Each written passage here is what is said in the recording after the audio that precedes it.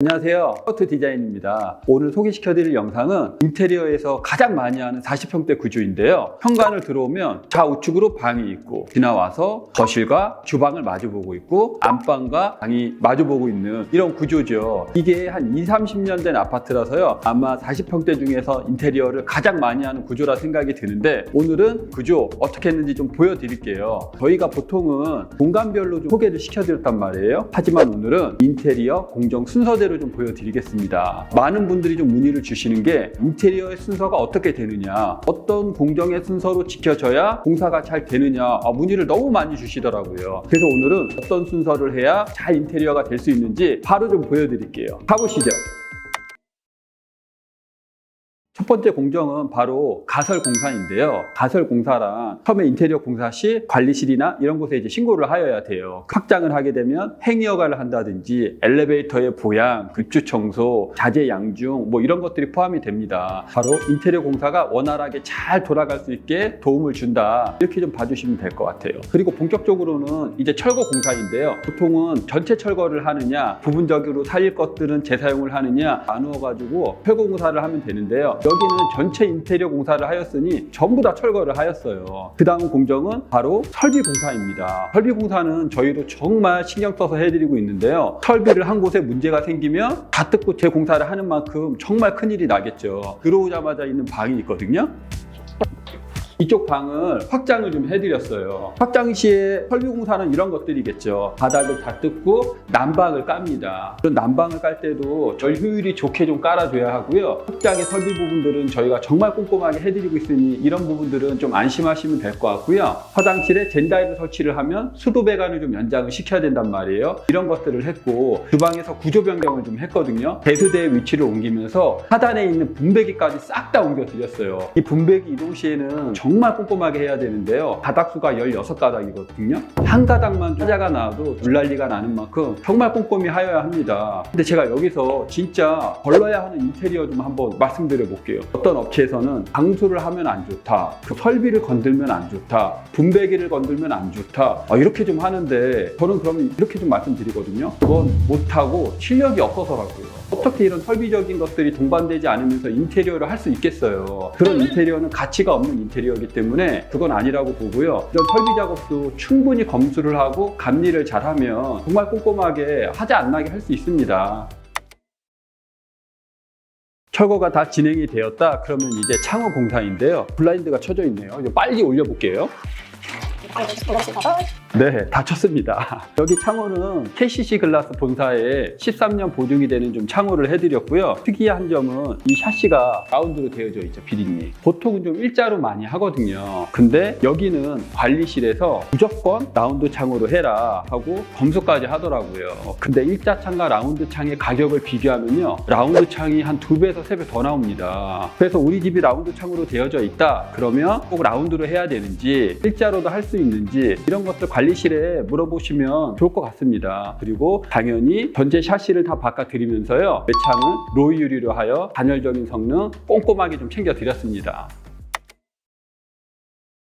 창호를 아주 꼼꼼하게 잘 걸었다 하면 그 다음 공정은 전기 배선 공정입니다. 전기 배선이라면 전등이 있는 곳에 선들이 나와야 될 것이고요. 콘센트나 스위치 이런 것들이 이제 다 회로 분리를 해가지고 합니다. 특히 여기 베란다 같은 경우에는 여기 전등이 이 중간에 아예 없었거든요. 이 천장이 옹벽이에요. 천장을 까가지고 전등을 만들면 좀 어려움이 있어서 이렇게 박스 형태로 만들고 여기는 이제 폴딩을 했는데 거실 베란다 중앙이 되는 부분에 등이 없으면 굉장히 어둡겠죠. 그래서 전기 배선을 할 때는 등이 달리는 위치에다가 전선을 좀 뽑아내야 되고요. 이렇게 양쪽으로 펜던트 등을 기획할 수 있게 좀 하였습니다. 여기는 좀 전체적으로 매입등으로 좀 진행을 해드렸는데 매입등을 두고도 좀 많이 문의를 주시는 것 중에 하나가 어둡지 않냐 좀 이렇게 말씀을 하시는데 이거는 진짜 저희랑 좀 의논을 많이 해가지고 어떤 조도를 원하시는지 말씀을 해주시면 저희가 이 조도에 맞게끔 매입등 대여를 좀 잘 해드리겠습니다. 그리고 각 방에 가구들, 가전들 이런 것들이 다 파악이 돼서 콘센트가 없는 데들은 더 만들고 이설하고 증설하는 그런 작업들을 전기 배선할 때 하게 됩니다.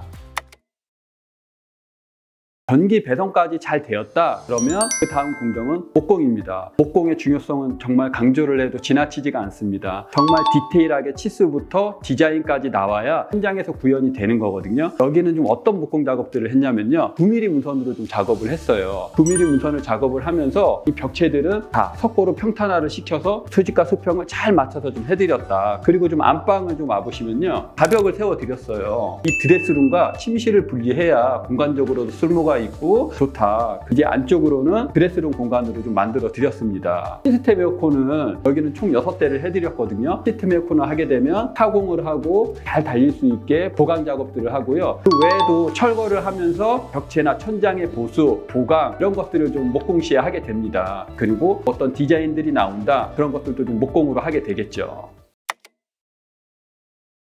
목공 공정까지 꼼꼼하게 되었다. 그 다음은 이제 타일 공정입니다. 타일이라면 현관의 바닥을 좀 깔아드렸고요. 현관은 600에 600 타일로 아주 옅은 테라조 무늬가 나거든요. 심플하게 이쁘게 좀 깔아드렸고요. 거실 베란다는 이렇게 폴딩을 할 때는요, 600에 600 타일로 좀 깔아드리는 게 좋아요. 폴딩이 다 쳐졌을 때 이렇게 베란다가 600에 600 타일로 넓고 시원하게 쭉 깔리게 좀 깔아드렸고요. 당연히 바닥의 단차나 손들도 좀 잘 맞춰야겠죠. 여기 바닥이 좀 우드 느낌이라서 약간 베이지 톤의 느낌이 나는 타일로 깔아드렸고요. 타일에서 중요한 건 또 화장실이 있잖아요. 화장실로 바로 가보실게요.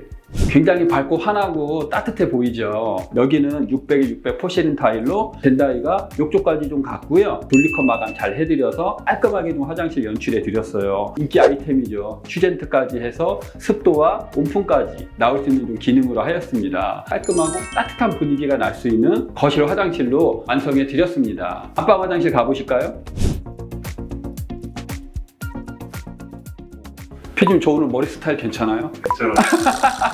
아니, 왜냐면 원래 가는 미용실이 오늘 휴무여가지고, 그리고 와이프가 좀 오늘 이렇게 고데기를 해드렸는데 너무 감사하다고 다시 한번 얘기해주고 싶네요. 안방 화장실입니다. 거실은 600에 600 포세린 타일로 하였다면요, 여기 300, 600 타일로 하였거든요. 가성비 공사할 때는 정말 괜찮은 방법이에요. 이렇게 300을 600을 해도 정말 좋은 분위기 낼 수 있거든요. 그리고 이렇게 바닥과 벽을 최대한 톤을 잘 맞추면 일체감도 있고 아주 좋게 구성을 할 수 있단 말이에요. 욕실에 간접까지 나오니 은은하게 화장실 구성해 드렸습니다.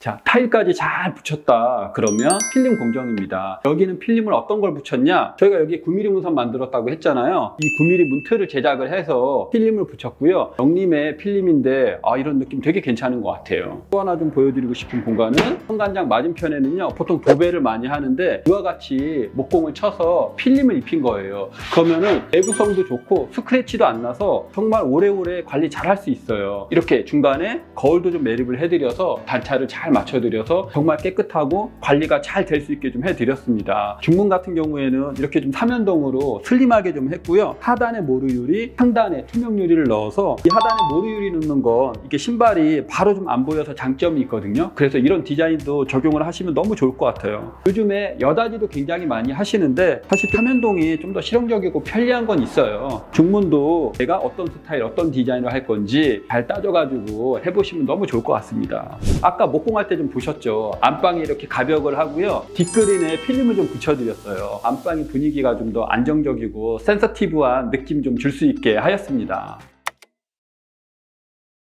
필름까지 잘 붙였다 그러면 그 다음 공정은요, 합쳐서 말씀을 드려볼게요. 도기 세팅이라고 하거든요. 타일을 설치한 다음에 이렇게 도기 세팅들이 되고 현장 도미 완성이 된다. 그 다음에 이제 베란다 칠입니다. 칠 공정인데요, 여기는 어떤 칠을 했냐면요, 아까 그 앞베란다 부분에 벽과 천장에 다 탄성 코트를 좀 해드렸고요. 특히 이 뒷베란다 부분이 있는데요, 여기는 샤시 하단부터 옆 벽면까지 결로가 되게 심했어요. 이렇게 결로 심한 곳에 탄성을 뿌린다 그러면 결로 없어질까요? 절대 그렇지 않습니다. 이 결로라는 거는 원천적으로 좀 막아줘야 되기 때문에 이 막아주는 역할을 하기 위해서는 단열을 해야 돼요. 그래서 여기는 샤시 전체 하단부나 이 옆 벽면까지 전체적으로 꼼꼼하게 단열 작업을 해서 그 위에 탄성 코트 칠을 해드렸다. 그래야 결로가 없게 할 수 있습니다. 자, 베란다 7까지 잘 따라오셨죠. 이 다음 공정에서는 좀 순서가 업체마다 좀 많이 다를 수 있어요. 남은 공정은요, 도배, 바닥, 가구 공정입니다. 요즘은 업체들이 이 세 가지를 바꿔가면서 하는 것 같아요. 가구의 양이라든지 가루의 종류 뭐 이런 것들에 따라 좀 달라지거든요. 여기는 먼저 도배를 했어요. 실크 도배를 거실에 전체적으로 다 해드렸는데 지난 영상들 보시면 저희가 정말 도배에 대한 자부심이 아주 굉장하죠. 특히 거실 벽면이 있잖아요. 그리고 TV 벽면과 맞은편에 소파 벽면이 있을 건데요. 보통은 여기에 이제 뭐 밑작업이 석고를 다 대고 할 수도 있는데 그러면 좀 목공품이 많이 올라간단 말이에요. 우리는 이 면들을 도배할 때 밑작업을 정말 꼼꼼하게 해가지고요. 진짜 평탄화를 잘 시켜요. 이렇게 하면요. 이게 석고 친 거 못지 않거든요. 라인들 보세요. 이게 진짜 잘 맞거든요. 그래서 도배를 할 때 기초작업, 밑작업 정말 중요하다. 도배까지 잘 진행이 되었다. 그러면 이제 바닥입니다. 이게 바닥은 보시는 대로 이렇게 좀 우드 톤이거든요. 하이런 강마루 요즘 진짜 많이 하고 있는데 이런 우드 톤 여전히 늘 사랑받고 있어요. 확실히 집에서 따뜻한 감성을 주고요. 부드럽고 편안한 집 분위기를 좀 만들 수 있어요. 특히나 이렇게 되게 광폭으로 깔았거든요. 그럼 확실히 광폭이 주는 넓고 시원한 느낌이 있는 것 같아요. 가급적이면 광폭마루 까시는 거를 좀 추천을 드릴게요. 바닥까지 잘했다. 뭐가 남았어요? 오, 100점. 여기 가구는 좀 많이 해드렸는데 입구를 들어와서 좌우측 방에다 붙박이를 하나씩 넣어드렸고요. 안방은 드레스룸 만들어드렸죠. 앞뒤로 모두 수납이 가능하게 하였고 화장대까지 좀 만들어가지고요. 붙박이와 화장대가 좀 접목이 될 수 있게 하였고 이제 남은 마지막 한 가지. 주방. 정말 주방 하이라이트거든요. 말도 안 되는 구조적으로 나올 수 없는 주방을 저희가 바꿔드렸습니다. 가보실게요. 자, 우선은 좀 멀리서 한번 좀 보여주세요, PD님. 이 주방이 아일랜드가 뻗어가면서 굉장히 좀 넓고 시원하고 디자인도 너무 이쁜 주방이 되었죠. 여기 주방의 가장 큰 단점은요, 바로 이 내력벽이 있었거든요, 기존에. 여기는 이게 철거가 안 되었어요. 그래서 어떤 구조를 만들기에도 굉장히 답답한 주방이 된단 말이에요. 그리고 기존에는 이 안쪽으로 냉장고를 위치할 수 있게 하였어요. 그리고 이제 기역자가 되었죠. 그런 주방에서는요, 대면형을 만들기에도 굉장히 답답해요. 이게 조그만 아일랜드가 나오는데 여기에 뭐 개소대나 인덕션을 둔 듯 거실에서 바라봤을 때 이렇게 좋은 디자인이 나오겠어요? 아니란 말이에요. 일단은 저희가 보신 끝에 냉장고를 전면에 위치할 수 있게 하였고 개소대를 놨어요. 원래 기존에 이쪽에 개소대가 있었는데 분배기까지 이동을 시켜서 개소대를 만들어 드렸다. 그리고 인덕션 라인이 있고 주방으로 쭉 같이 연결돼서 디귿자가 벽면이 통로까지 가는 이런 구조를 만들어 드렸습니다. 이 통로 부분에서 장을 빼면 입구 들어올 때 답답해 보이지 않나 하는데 이게 한 30cm 빼낸 건데 절대 답답하지 않거든요. 이렇게 주방이 연결되면서 넓고 굉장한 주방 만들어 드렸어요. 그 베란다 나가는 문도요, 그냥 두지 않고 냉장고가 들어오고 터닝도어가 있으면 이 디자인이 많이 깨칠 수 있겠죠. 그래서 이렇게 페이크 도어를 만들어 가지고 실체감이 있고 이쁜 주방으로 만들어 드렸습니다. 하단에는요, 이렇게 우드톤을 같이 연장을 해가지고요, 따뜻하고 밝은 주방으로 만들어 드렸습니다. 이 현관에서 중문을 열면 마주 보이는 이 복도 벽면이 있거든요. 안방과 방 사이 맞은편도 주방과 같은 분위기를 낼 수 있게 하부에 우드톤을 만들고 서랍장을 구성해서 편안하게 좀 수납을 할 수 있게 또 해드렸습니다.